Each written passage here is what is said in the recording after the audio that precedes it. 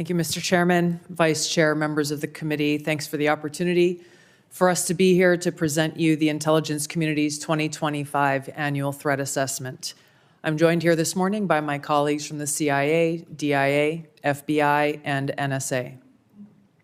Our testimony offers the collective assessment of the 18 U.S. intelligence elements making up the U.S. Intel community and draws on intelligence collection and information available to the IC from open source and private sector and the expertise of our analysts.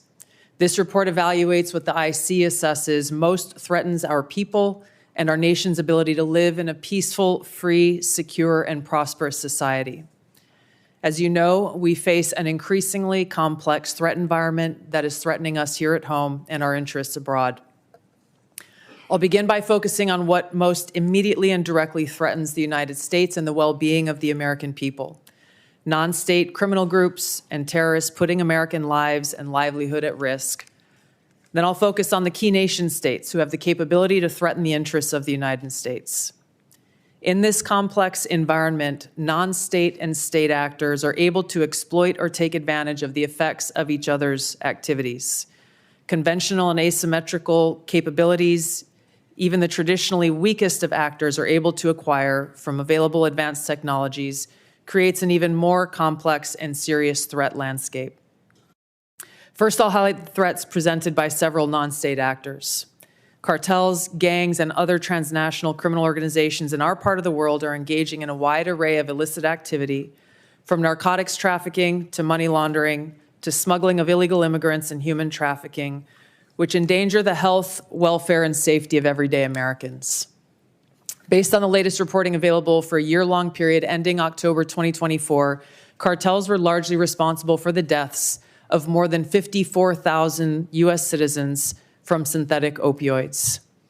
Mexico-based transnational criminal organizations, or TCOs, are the main suppliers of illicit fentanyl to the U.S. market and are adapting to enforcement and regulatory pressures by using multiple sources and methods to procure precursor chemicals and equipment, primarily from China and India, many of which are dual-use chemicals used in legitimate industries. Independent fentanyl producers are also increasingly fragmenting the drug trade in Mexico. The availability of precursor chemicals and ease of making illicit fentanyl have enabled independent actors to increase illicit fentanyl production and smuggling operations in Mexico. Cartels are profiting from human trafficking and have likely facilitated more than 2 million illegal immigrants encountered by law enforcement at the U.S. southwest border in 2024 alone, straining our vital resources and putting the American people at risk.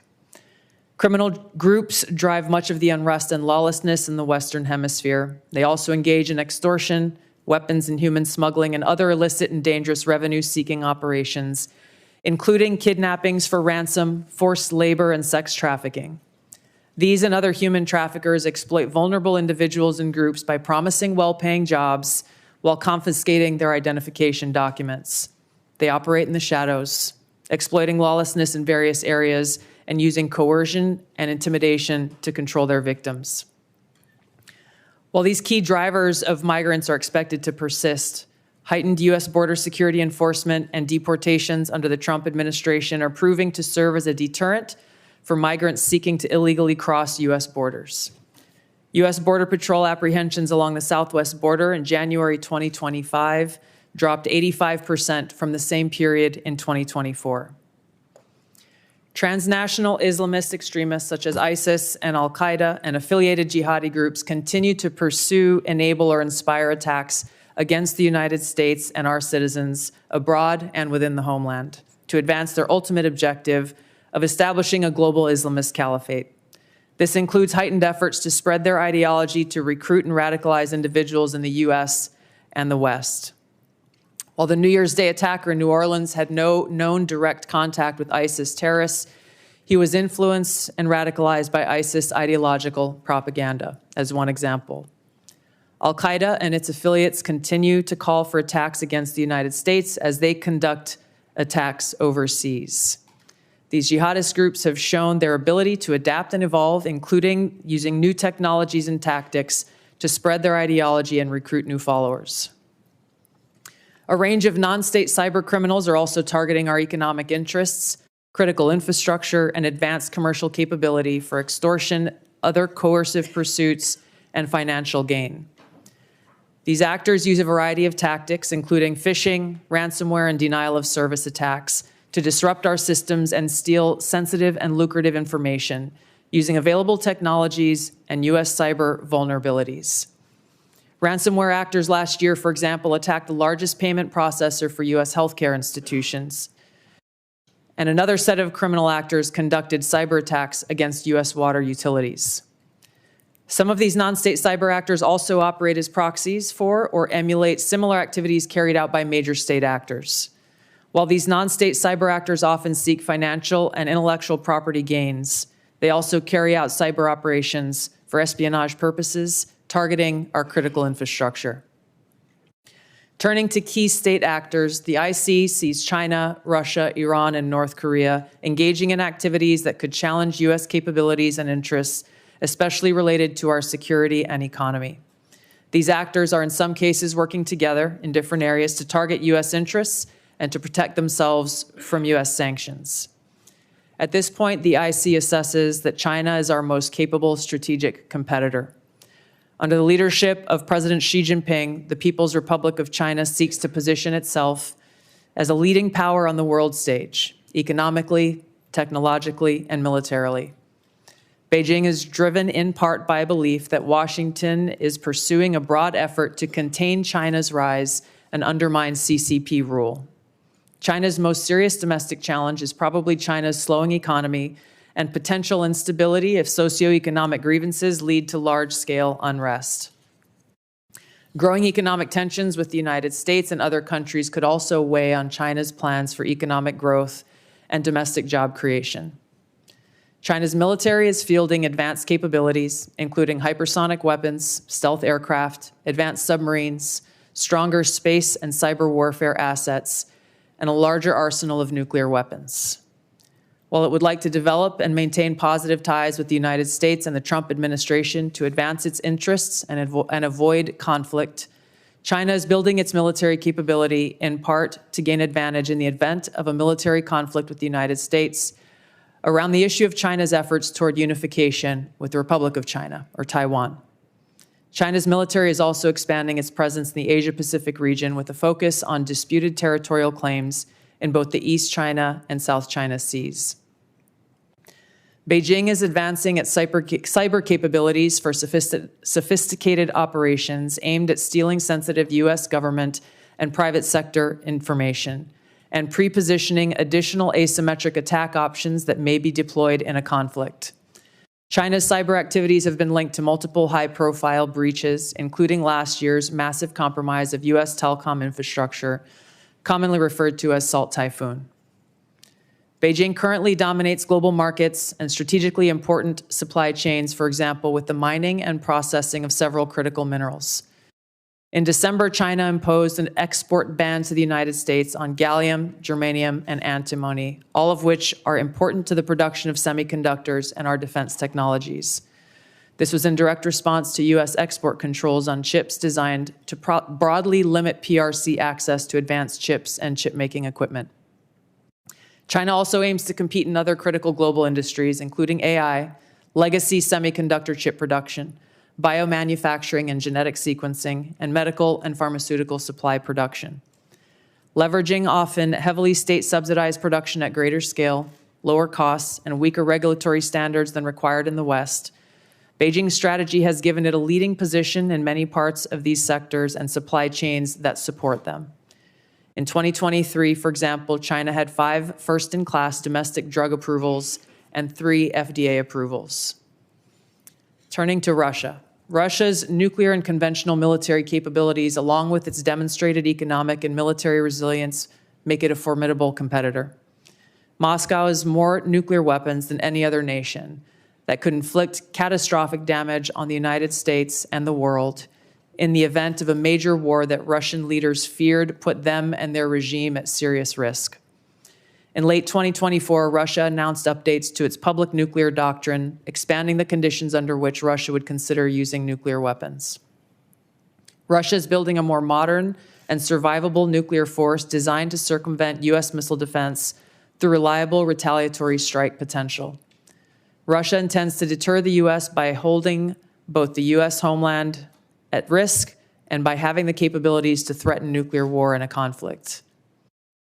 Russia's developed advanced cyber capabilities and has attempted to pre-position access to U.S. critical infrastructure for asymmetric options and make it a persistent cyber threat.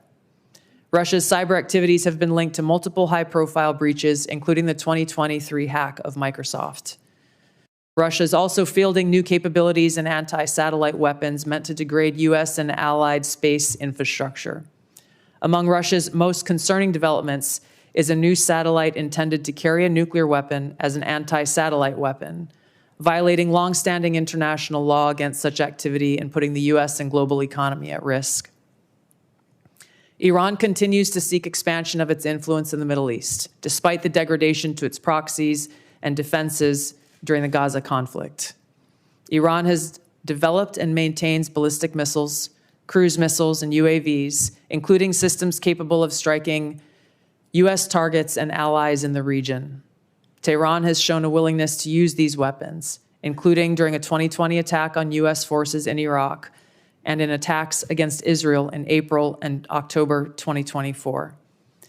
Iran's cyber operations and capabilities also present a serious threat to U.S. networks and data. The IC continues to assess that Iran is not building a nuclear weapon, and Supreme Leader Khamenei has not authorized the nuclear weapons program that he suspended in 2003. The IC continues to monitor closely if Tehran decides to reauthorize its nuclear weapons program. In the past year, we've seen an erosion of a decades-long taboo in Iran on discussing nuclear weapons in public, likely emboldening nuclear weapons advocates within Iran's decision-making apparatus. Iran's enriched uranium stockpile is at its highest levels and is unprecedented for a state without nuclear weapons. Iran will likely continue efforts to counter Israel and press for U.S. military withdrawal from the region by aiding, arming, and helping to reconstitute its loose consortium of like-minded terrorists and militant actors, which it refers to as its axis of resistance. Although weakened, this collection of actors still presents a wide range of threats, including to Israel's population, U.S. forces deployed in Iraq and Syria, and to U.S. and international military and commercial shipping and transit. North Korean leader Kim Jong-un is pursuing stronger strategic and conventional capabilities that can target U.S. forces and allies in the region, as well as the U.S. homeland, to bolster North Korea's leverage and stature, defend its regime, and achieve at least tacit recognition as a nuclear weapons power. Kim's recently cemented strategic partnership with Russia supports these goals by providing him greater financial, military, and diplomatic support, reduced reliance on China, and providing North Korean forces and weapons systems authentic warfighting experience. Kim views his strategic weapons advances since 2019, its deepening ties with Russia, and North Korea's economic durability as strengthening his negotiating position against Washington's demands for denuclearization and lessening his need for sanctions relief. North Korea is probably prepared to conduct another nuclear test on short notice and continues to flight test its ICBMs to demonstrate their increasing capabilities as leverage in future negotiations. Since 2022, China, Russia, Iran, and North Korea have grown closer. Removing the accelerant of the war in Ukraine is unlikely to revert these bilateral relationships to a pre-war 2021 baseline, leaving room for new strategic priorities and world events to create new incentives or challenges to their currently high levels of cooperation. Russia has been a catalyst for much of this expanded cooperation, driven heavily by the support it has needed for its war effort against Ukraine, including protection from U.S. and Western sanctions. In addition to its exchange of military and other resource capabilities with North Korea, Russia has relied more heavily on China's financial and defense industry backing, and also has increased combined military exercises with China to signal shared fortitude against the United States and U.S. allies in the Asia-Pacific region. With Iran, Russia has also expanded financial ties to mitigate sanctions. Iran has become a critical military supplier to Russia, especially of UAVs, in exchange for Russian technical support for Iranian weapons, intelligence, and advanced cyber capabilities. In conclusion, the threats that we see to U.S. national security are both complex and multifaceted and put the lives, safety, and well-being of the American people at serious risk. As the heads of the American people's intelligence community, we will continue to provide the President, Congress, and our warfighters with timely, unbiased, relevant intelligence to keep the United States secure, free, prosperous, and at peace. To the American people specifically, our intelligence community exists to serve you and to ensure your safety, security, and freedom. Thank you.